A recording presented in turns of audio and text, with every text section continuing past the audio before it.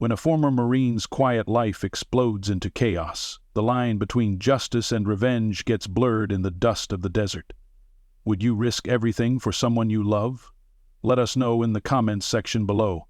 And don't forget to subscribe to follow the journey. Drew Foster's knuckles were already bleeding, but he barely noticed.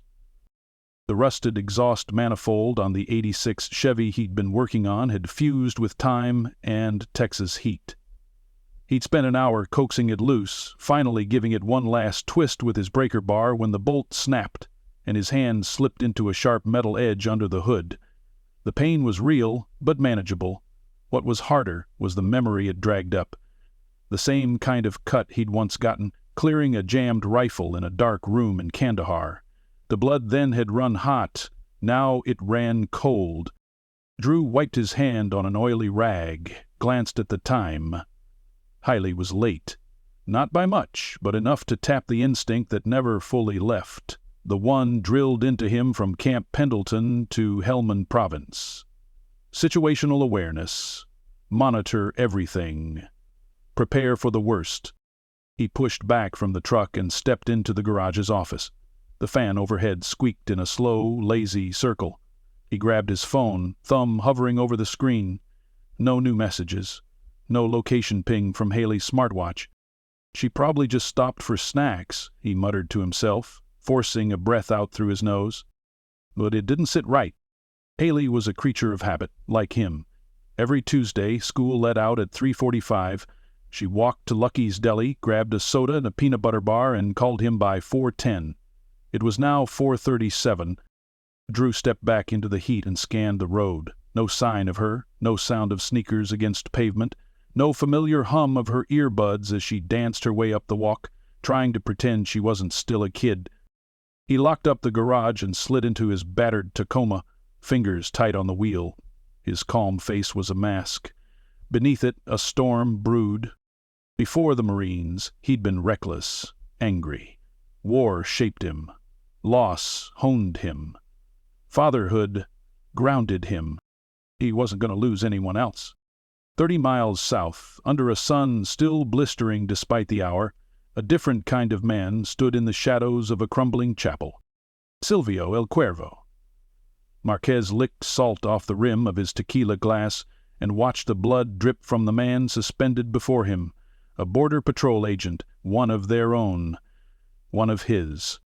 Silvio didn't tolerate cowardice, and Agent Pacheco had crossed him, taking bribes from a rival gang, feeding intel that cost the Crimson Talons a shipment worth more than Drew Foster's whole damn town. "You swore to me," Silvio said, quiet, almost bored. "Do you know what loyalty means, hermano?" Pacheco's mouth moved, but made no sound. His tongue had been removed an hour ago. Silvio sipped his drink, motioned to his enforcer. "Make sure the dogs get fed this time. Last time they buried the bodies too shallow." As the bloodied man was dragged away, Silvio lit a cigar, the smoke curling in the dry air like a whisper of death. His lieutenant approached, a tattooed man with eyes like smoke and teeth like piano keys. "We have her." Sylvia turned slightly. "The girl?" 16. Smartwatch on her wrist pinged twice. "Our guy stripped it." "She's clean now." Silvio smiled. "And the father?" "Local mechanic. Name's Drew Foster. Used to be a Marine." The smile widened, almost into a grin. "Of course he is." He tossed the cigar and crushed it under his boot. "Let's see how long the soldier can stay a civilian." Back in town, Drew's boots thudded against the sidewalk in front of Lucky's. The store clerk, Benny, spotted him through the glass and waved. Drew didn't wave back. He pushed through the door. "You seen Hailey today?" he asked without preamble. Benny blinked. "Yeah, man, she came by like usual. Grabbed her drink, left around 10 past. Alarms clanged in Drew's head. Anyone with her? Anyone watching her? Benny shrugged. "Been notice." Drew stepped back, checked her smartwatch tracker again. Nothing.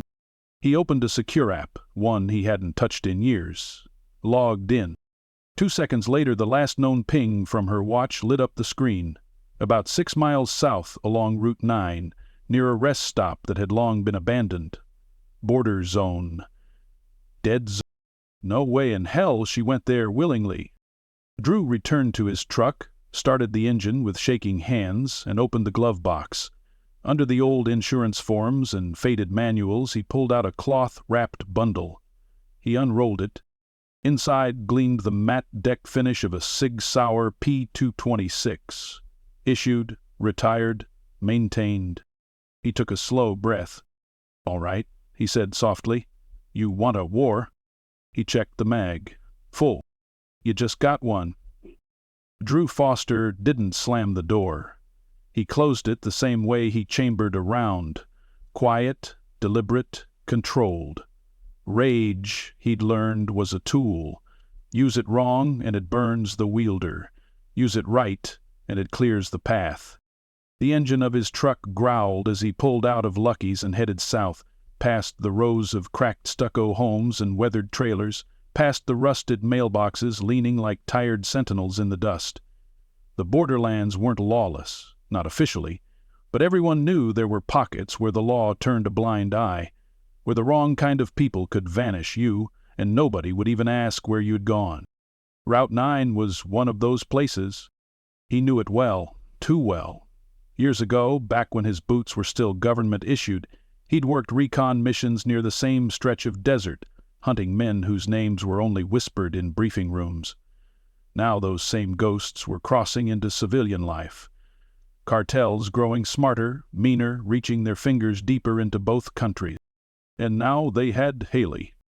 Drew checked his side mirror. No tails, not yet. He popped open the center console, dug out the burner phone he hadn't used since 2019. The battery was at 41%. He turned it on, waited for signal. One bar, good enough. He opened the encrypted contact list and scrolled until he saw a name he hadn't said out loud in years. Mac. He hit call. No answer. Then a click. A gruff voice, female, sharp as gravel under boot heels. "You better be bleeding, Drew." "Not yet," he said, "but I might be soon." A pause. "Where's Haley?" "Taken." Another pause, this one colder. "Cartel?"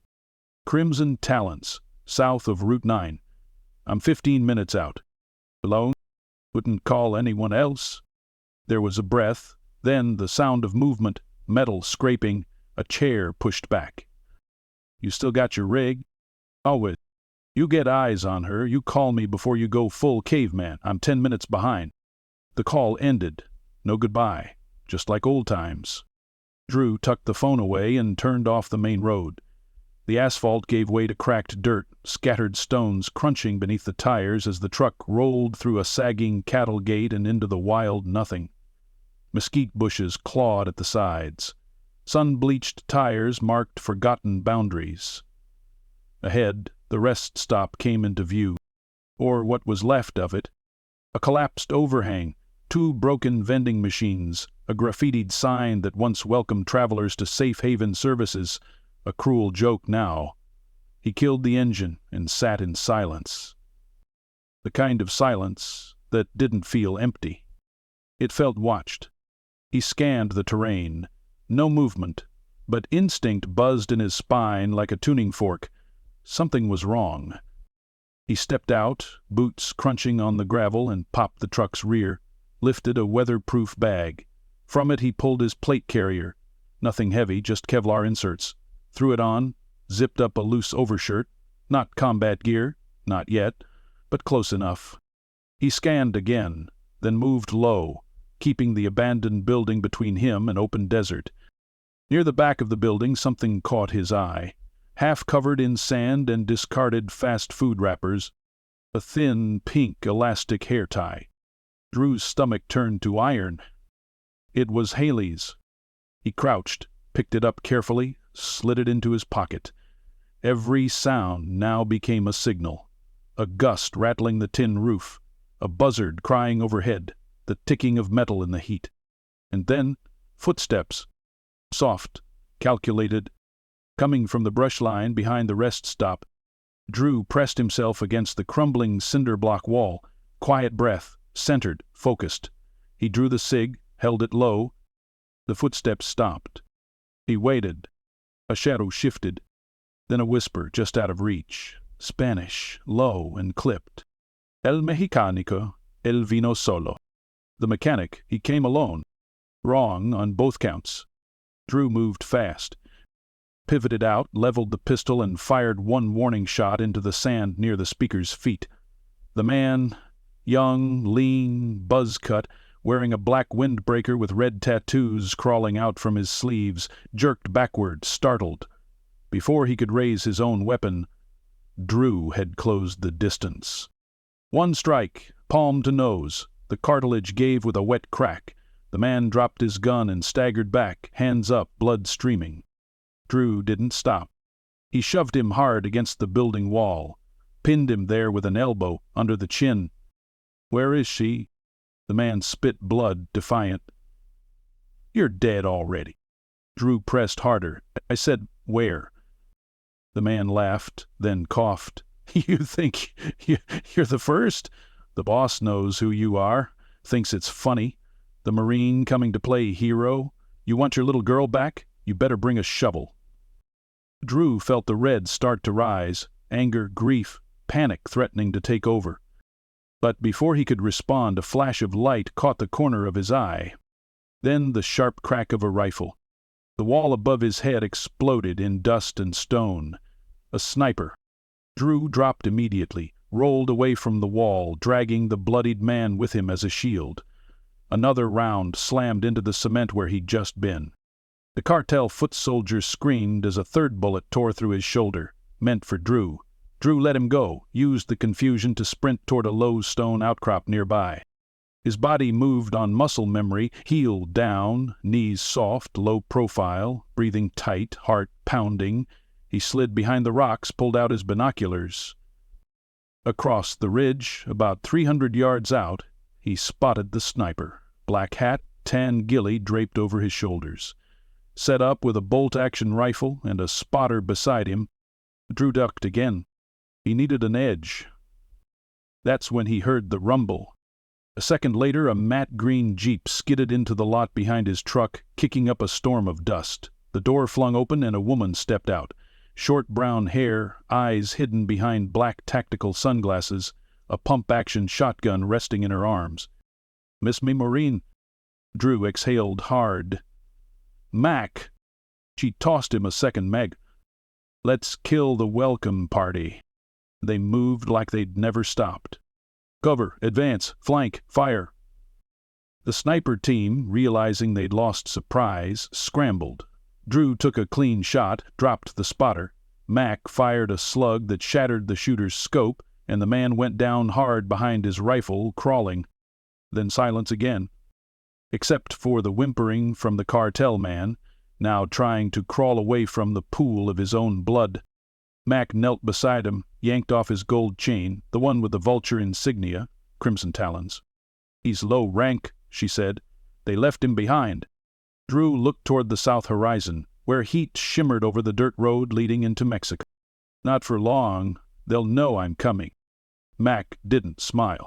She just chambered another round. "Then we make them wish you hadn't." The sun had dipped low behind the hills, bleeding amber across the horizon as Drew Foster and Mac McKinney stood over the broken cartel scout. Flies buzzed around the man's wound, and though he groaned in pain, neither of them moved to offer comfort. It wasn't cruelty. It was calculation. The man wasn't just bleeding. He was bait. Drew crouched beside him and grabbed the man's belt, sliding off a burner phone that had buzzed twice since the shooting started. "Let me guess," Drew said, thumbing through the recent calls. "You tell your boss every time someone looks at you sideways." The man tried to spit at him, but it landed weakly near Drew's boot. Mac cracked a smile. "They train these guys to be fearless, but they never train them for losing." Drew scrolled to the last number dialed, burned the digits into memory, then stood. "Leave him. He'll bleed out." Knew that when he showed up. He didn't talk as they loaded their gear back into the truck and jeep. Dust hung in the air like a curtain between this moment and the one before it, a line they'd now crossed. Again, there was no going back to quiet garages or safe houses. Not until Haley was back. They drove east, using unmarked farm roads and cattle trails Mac knew from her days running underground supply runs for battered spouses and fellow vets who couldn't trust the system. Every 5 miles they switched off headlights and rolled slow through curves, checking for ambushes. No one spoke, no music, just tires on dirt and breath through grit. By the time they stopped again, the sky had faded to indigo, stars flickering through like pinholes in a torn tarp. Ahead, the Rio Grande shimmered under the moonlight, thin and mean this time of year, like a snake barely awake. Mac turned off the Jeep's ignition and leaned forward, squinting. "There," she said, pointing toward a rusted-out husk of an old water-pumping station. "That's the crossing point they use. Quiet. No drones, no tech." Drew followed her finger, eyes narrowing. Cartel. "Yeah. At night, this place turns into a blood toll. Pay or disappear." He stepped out, dusted off his pants, and stretched. He'd once hiked 30 clicks through the Afghan highlands on half a canteen and 3 protein bars. He felt every one of those years now, but none of it slowed him down. Mac popped her trunk, revealing a stash of supplies. Kevlar vests, optics, MREs, field tools, and one very clean M4 carbine. "You still prefer iron sights?" she asked. Drew nodded. "Night vision throws off my depth perception. I don't shoot fancy. I shoot first." She chuckled and handed over the rifle. "You'll love this, then. Took it off a corrupt sheriff last year. Bet your fingerprints work better on it than his ever did." Drew loaded the mag, checked the chamber, and secured the rifle to his sling. Then he grabbed a flat black case from Mac's kit. She raised an eyebrow. "Didn't think you brought toys." He unzipped it and revealed his recon drone. A custom build, the kind he used when ops didn't officially exist. "Built this after I left," he said, powering it on. "Never had a reason to fly it. Until now."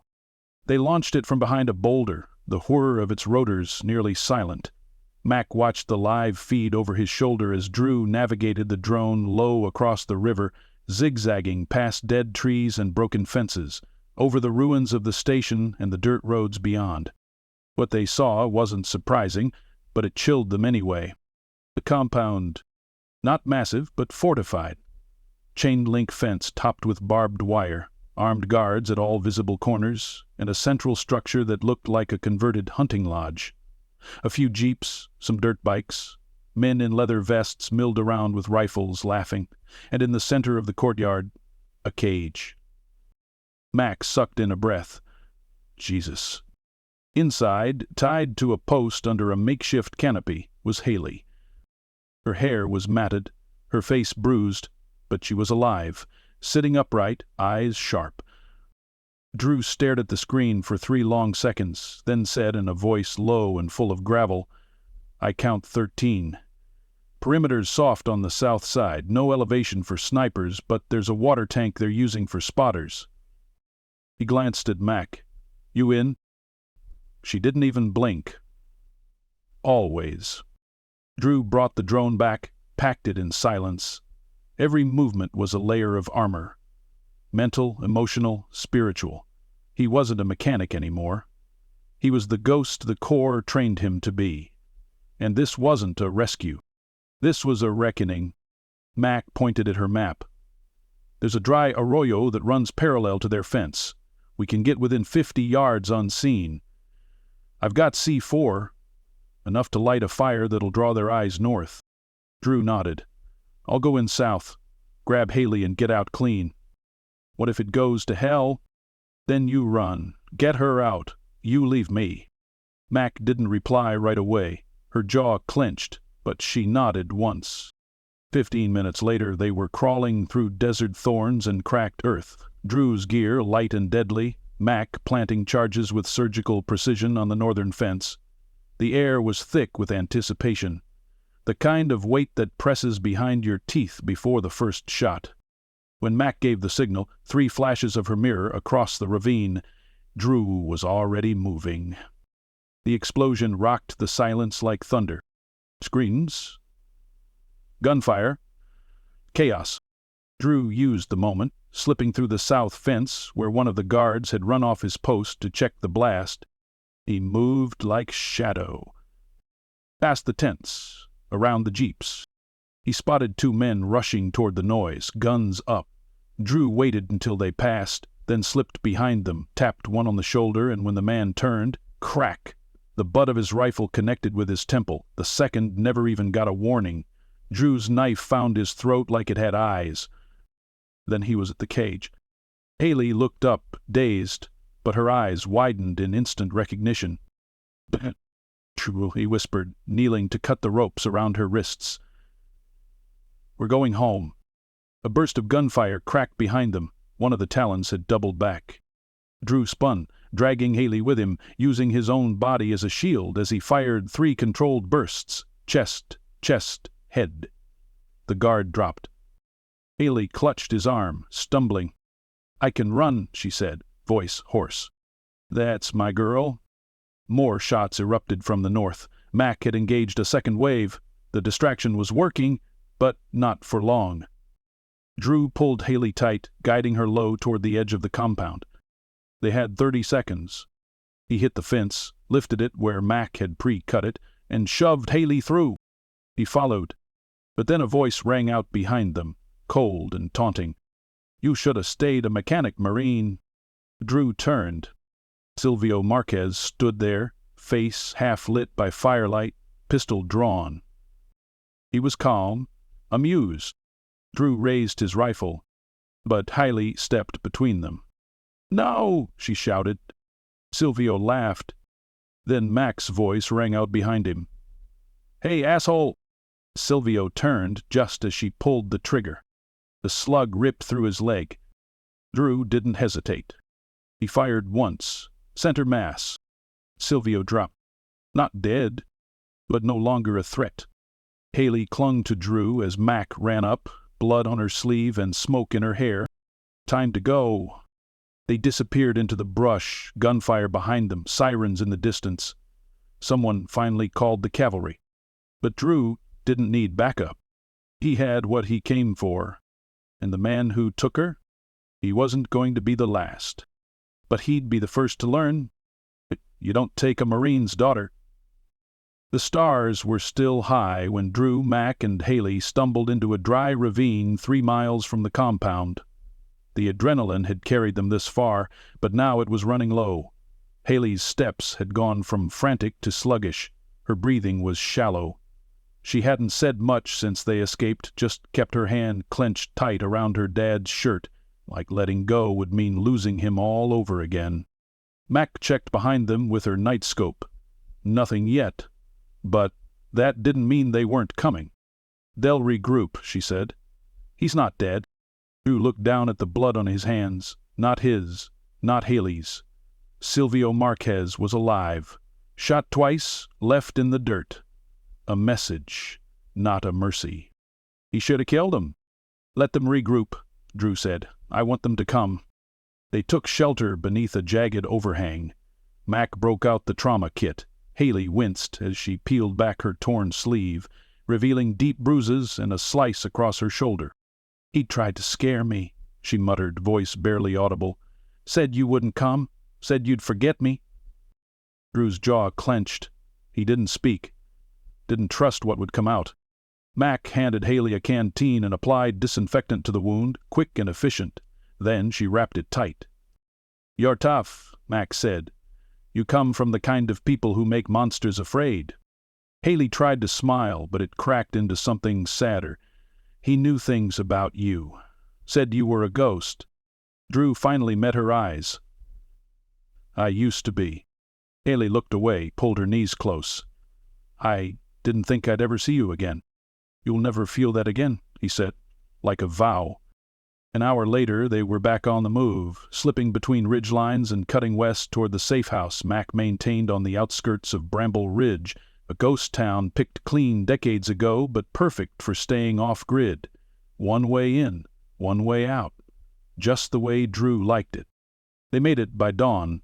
The safe house was built inside an old ranger station, reinforced with salvaged steel and concrete slabs. Mac had lined the perimeter with motion sensors, solar-powered cams, and tripwires so thin you'd never see them until you were airborne. Drew tucked Haley into one of the back rooms, gave her a blanket, and sat beside her until her breathing slowed into sleep. Her hand never left his. Outside, Mac was already boiling water and laying out ammo on the table like a dinner spread. "We can't just sit here," she said. "That was a forward base. They'll want blood." "They took the first shot," Drew replied, pulling off his shirt and checking the graze on his ribs. "Now, they'll take the war." Mac didn't flinch. "You ready for that?" Drew looked through the broken window toward the road. "I've been ready since the moment they touched her." There was a silence between them, but not an uncomfortable one. Old comrades didn't need to explain things. They just moved. Mac poured water into a battered tin cup and handed it to him. "You got a plan?" "Not yet." "Well, I do." She tossed a worn file onto the table. Inside were surveillance photos, GPS coordinates, and old cartel records. "I've been tracking Crimson Talons since last year. Silvio took over after his cousin got iced in Reynosa. The guy's got flair, but he's sloppy. He trusts the wrong people." Drew flipped through the file. His eyes landed on a name he hadn't heard since the sandbox. Bryce Teller. He tapped the photo of the man. Clean-cut, smug face, DHS badge clipped to his belt. "I know him." "He's your in," Max said. "Word is he handles logistics for the Talons. Makes sure Border Patrol doesn't interfere when things need to move." "I trained with him in Virginia," Drew muttered. "He was sharp, but he always thought the mission owed him more than a medal." "Well, now he's getting paid in blood money. And from what I hear, he's got a private spot out near Lobo Canyon where he meets with high-level Talon handlers." Drew leaned forward. "You think Silvio will go there?" "No," Max said. "But Teller will, and if we grab him, we pull the strings. Make Silvio dance." Drew didn't respond right away. His thoughts were already ahead of him, charting the route, timing the windows, calculating the odds. He glanced back toward Hiley's room. Then he nodded. "Let's hit him." By nightfall, they were already on the road. Mac drove the Jeep while Drew disassembled the M4 in the passenger seat, cleaning each piece with methodical calm. Behind them, Haley was safe with one of Mac's network contacts, a Marine widow who owed her life to Mac's team. If anyone tried to get near, they'd meet a shotgun before the doorbell. Lobo Canyon was a serpentine stretch of desert wrapped around a creek that only flowed after monsoons. The canyon's mouth was guarded by 2 weather-beaten oil drums and a broken cattle gate. They parked a mile out and hiked the rest. Drew moved ahead, binoculars in hand. In the clearing beyond, a small compound sat against the rocks. 3 trailers, 1 satellite dish, and a black SUV parked out front. 4 guards, he said. 1 in the tower, 2 smoking near the shed, 1 on patrol. "Where's Teller?" He pointed at the main trailer, where a figure in a white shirt was pouring a drink near the window. Slicked back hair, confident posture, same smugness. "You want to go loud or quiet?" Mac asked. "Quiet, for now." They split. Mac circled wide, creeping toward the perimeter. Drew waited until the patrol guard passed, then moved in a straight line under cover of darkness, cutting through the dry creek bed and scaling a low wall at the back of the compound. He reached the trailer and slipped underneath the steps, waiting. Teller opened the door 5 minutes later, whistling, drink in hand, stepping out to enjoy the night. That was his mistake. Drew rose like a phantom, grabbed him by the collar, and slammed him into the trailer wall. Teller choked, struggling. "Jesus Christ, Drew." Drew didn't blink. "You're gonna walk back in there," he said, pressing the muzzle of his pistol under Teller's chin. "And we're gonna have a talk. You move funny, you breathe wrong. I make you a memory." Teller swallowed. "I didn't touch your kid, man, I swear." "You knew. You didn't stop it." Drew dragged him inside. The next 20 minutes were quiet but brutal. Teller cracked faster than Drew expected. Silvio had Haley move to the base not just to punish Drew, but to send a message to rival gangs. A show of force. The new king marking his territory. Teller provided names, routes, timetables. And one detail that chilled Drew more than the rest. "They're planning something big," Teller said, sweat pouring down his temple. "Shipment so big it needs military-grade protection. Mercs. Gear I've only seen overseas. It moves in 72 hours. Where? Calico Basin. Old mining tunnels. They've been converted. It's a fortress." Drew stood, backing away slowly. Then pistol-whipped Teller hard enough to knock him cold. Mac slipped in through the back door. "Get what you needed." Drew nodded once. "Then let's burn this place." They doused the trailers with gasoline from the guard's own fuel drums. Rigged the SUV to blow. Drew left Teller in the dirt, bound, alive, barely.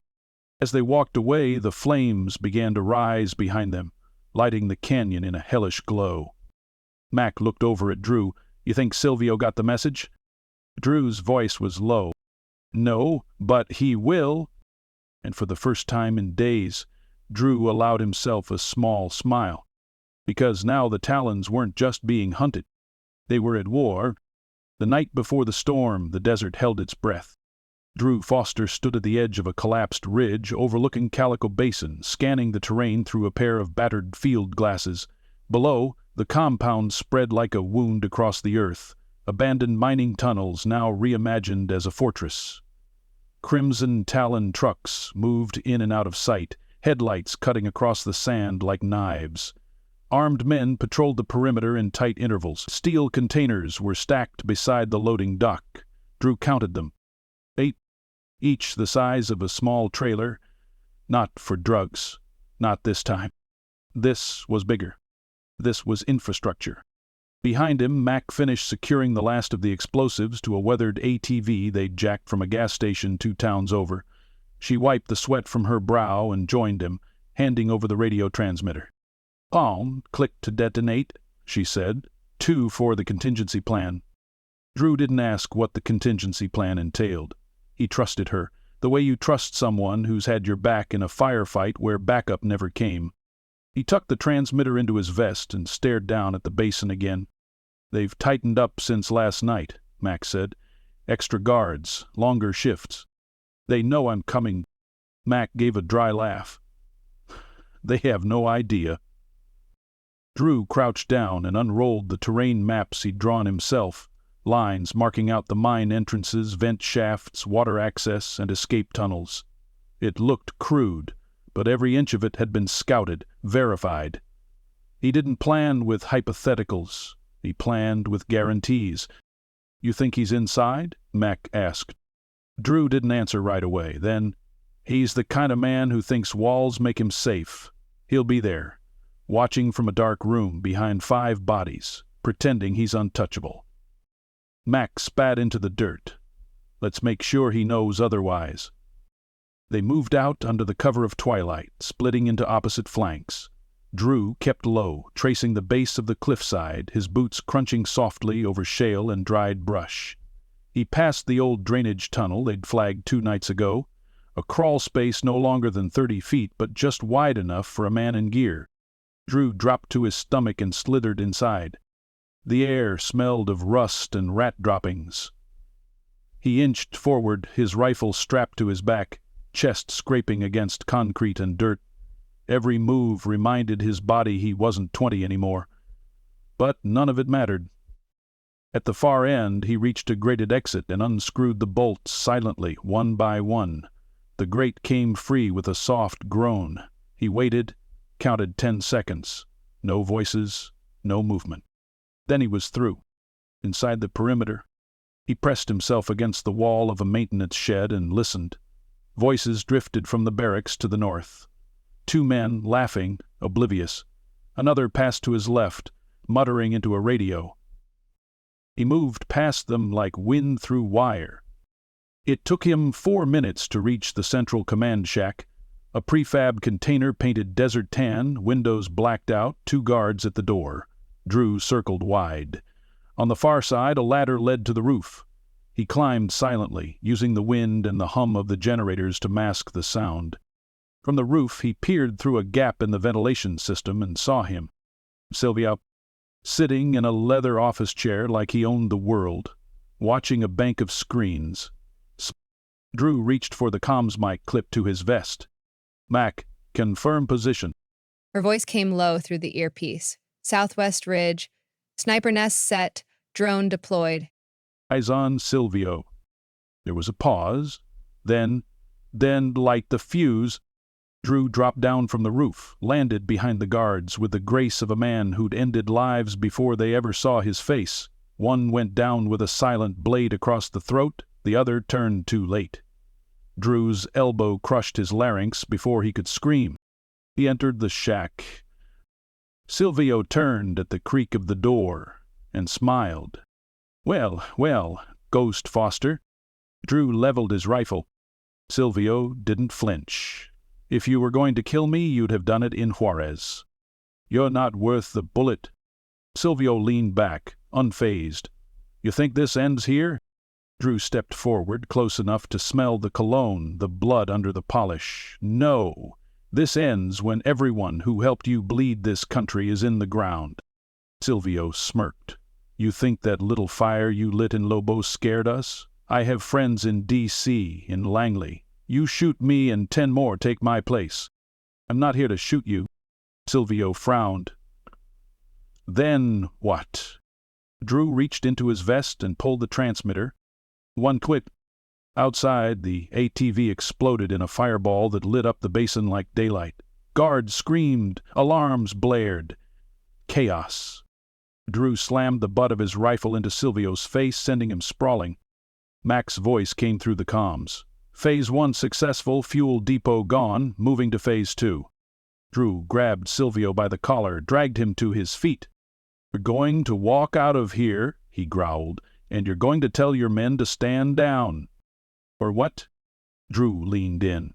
Or I show them the files your lieutenant gave us. Names, routes, offshores, and the video of you begging like a dog in Juarez after your last runner got caught. Silvio's bravado faltered, just for a second. You're bluffing. Drew didn't blink. Try me.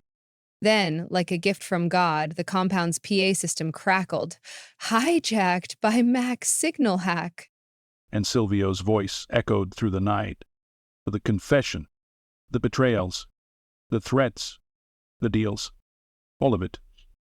Guards stopped, looked around. Some dropped their weapons. Others bolted into the shadows. Silvio's face drained of color.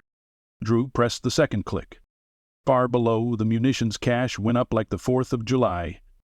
When the dust settled, Drew threw Silvio out the front door, face down in front of what remained of his command. Mac stood beside an old rusted pickup, rifle slung across her chest. Well, she said, guess that answers the question of whether they'll follow him now. Sirens were approaching in the distance. Real ones this time, not corrupt, not paid off. Drew stood over Silvio. You get a choice, he said. Rot in a prison and watch everything you built burn, or make a move and get dropped right here. Silvio didn't move. He didn't speak. He was done. Drew turned and walked toward the truck. He didn't look back. The first true morning in days crept over the desert as Drew Foster sat on the edge of the ranger station's porch, hands wrapped around a chipped mug of coffee gone cold. The air was quiet in that sacred way it only gets after something violent has been broken apart. It was the kind of quiet that wrapped around the chest, not suffocating, but sobering. He watched the sun pull slow golden fingers across the horizon and let the silence hold him. Inside, Haley slept, her breathing steady, her dreams finally undisturbed. Mac had moved her to the cot furthest from the door, one of the few that didn't creak, and tucked her in without a word. She hadn't stirred since. Not once. Not when the federal team showed up to collect Silvio, not when the compound erupted into a swarm of DEA agents and Border Patrol units trying to clean up the mess the Crimson Talons left behind. She'd slept through all of it. Exhaustion, relief, safety. Mac stepped outside, pulling a jacket tight over her shoulders. She looked older in this light, not tired, just weathered, a survivor's kind of older. She took a seat beside Drew and offered him a fresh thermos. He took it without looking. "Feds took him an hour ago," she said. "Strapped him to a gurney. I guess they figured if they didn't you might change your mind." Drew didn't reply right away. Then, "I thought about it." "I know." They sat there for a moment, drinking coffee, watching a lizard crawl across the edge of the porch like it hadn't almost been turned to ash 2 nights ago. Mac set her cup down. "He's done. His files are out. His people are scattering. The ones who haven't turned themselves in are either running or dead. We scorched the roots. Someone always grows in the ashes. Then we burn the next one." Drew allowed a faint smirk. "You make it sound like we're starting something." She looked at him. "Aren't we?" He shook his head, eyes still on the sun. "No. I'm ending it." Mac nodded slowly like she understood. She always did. She didn't ask for more. She didn't remind him that monsters always had cousins, that the war never really ended. It just got quieter, moved cities, changed names. She knew all that. But she also knew something else. Haley had come home, and that was enough. Inside, Haley stirred. Drew was up before the cot even shifted. He moved through the doorway like muscle memory, quiet, fast, precise. Her eyes blinked open slowly, groggy, then wide, searching. She saw him and sat up too fast, wincing as her shoulder flared with pain. He was there, hand on her back, easy. "Where are we?" she asked. "Safe." Her eyes darted around the room, then back to him. "Is it over?" Drew nodded. "It's over." She stared at him, mouth slightly open, like she wanted to believe it, but didn't know how. Then she wrapped her arms around him, buried her face in his shoulder. "I thought I'd never see you again. You'll never have to think that again." They sat like that for a long time. By midday, the safe house was cleaned out. Mac packed up gear with the precision of a soldier who knew what came next, even if no one said it out loud. Haley stood in the doorway watching her. "You're leaving," she said. "Your dad's got you from here." Haley hesitated, then stepped closer. "You saved me, too." Mac smiled, not the tough smirk she usually wore, but something softer. "You saved yourself. I just provided a little noise." Haley surprised her with a hug. Mac stood still for a moment, then hugged back. "You ever need anything," Mac said, pulling a card from her pocket and slipping it into Haley's hand, "you call. Doesn't matter what time." Haley looked down at the card. It had no name, just a number. Drew came around the side of the building, his duffel slung over his shoulder. "Truck's ready," he said. Mac stepped back, gave him a once-over. "You gonna stay gone this time?" "Yeah." "You sure?" "No," he admitted. "But I want to try." She walked to her Jeep, opened the door, then paused. "You were always the best of us, Drew. You just forgot that for a while." He didn't answer, didn't need to. She started the engine and rolled out slow, raising 2 fingers from the wheel as she passed. Drew raised 2 back. Then she was gone. Haley leaned against the truck. Her hair was tied back, face still bruised but clear-eyed now. "So," she said, lifting her eyebrows. He raised one in return. "What now?" He thought about it. Really thought. "Home," he said. She smiled. "I like the sound of that." The drive back was quiet, but not the kind of quiet that used to hang between them. It was the kind of quiet built on peace, on survival, on understanding. They passed through towns that had once felt like backdrops to someone else's story. Now they looked different. Familiar? Possible. At a stoplight, Haley reached over and turned on the radio. The static cleared. A song played, one she used to hum when she was little. She didn't say anything, neither did he. He just drove, hand resting lightly on the wheel, eyes forward. 3 weeks later, the shop reopened. The window had been replaced. The cracked neon sign still buzzed a little at dusk. Haley repainted the walls herself. Left a new message stenciled above the counter. "Run toward the fight, not away from it." People came in with busted transmissions, squeaky brakes, old trucks, and new problems. Drew didn't talk much, but he smiled now. A real one, the kind that meant he was back. Haley went back to school. She didn't tell anyone what had happened, not all of it, but her eyes said enough. She walked taller now, knew things most kids didn't. But she wasn't broken, she was sharpened. And one Friday afternoon, just as the sun dipped low over the horizon and cast gold across the pavement, Drew stepped outside the shop and saw her sitting on the tailgate of the truck, boots swinging, a small black box in her lap. He frowned. "What's that?" She opened it. Inside, the smartwatch. Cleaned, repaired, the strap mended. "I want to keep it," she said. "Not because of what happened, but because of how it ended." He nodded. They watched the sunset together in silence, father and daughter, survivors both. And in the stillness that followed, neither of them felt alone. Not anymore. Not ever again.